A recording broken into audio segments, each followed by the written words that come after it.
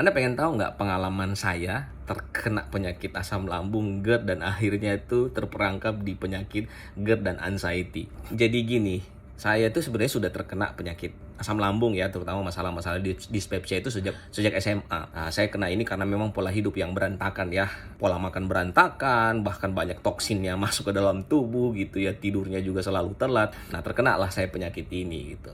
Ya tapi karena sudah berobat kemana-mana nggak sembuh-sembuh, kadang sembuh, kambuh lagi, sembuh lagi, kambuh lagi. Jadi saya terbiasa tuh dengan sensasi-sensasi masalah-masalah lambungnya gitu ya. Tapi tidak membuat saya berhenti beraktivitas. Tetap aja beraktivitas, ke kampus dulu, kerja, tetap kerja gitu. Tapi memang mengganggu. Nah sampai satu ketika, ini yang parah banget saya ngerasain ya. Nah saya terkena anxiety. Nah kenapa terkena anxiety? Ada di satu momen tuh tiba-tiba saya panik sekali ya. Panik karena sensasi-sensasi berat yang saya rasakan gitu. Tiba-tiba napas mau berhenti, begah banget, kembung banget, dada rasa kebakar, napas rasanya sudah mau berhenti.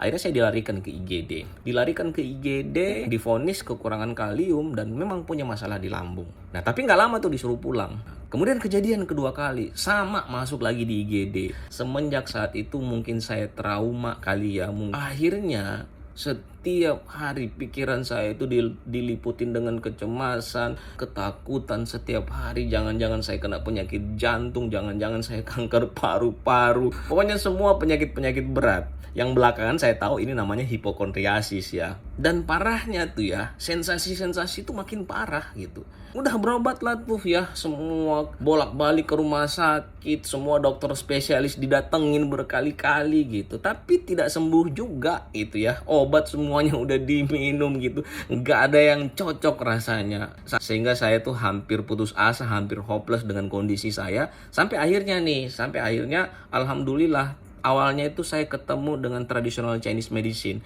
yang direferensikan teman saya. Saya minum itu 2 minggu itu berasa banget gitu. Jadi semua sensasi-sensasi dan keluhan dari lambung saya itu hilang tuh. Dan ini cukup bantu ya. Apakah setelah itu sudah sembuh? Belum ya, belum. Karena setiap kali saya cemas, setiap saya takut, itu asam lambungnya naik lagi.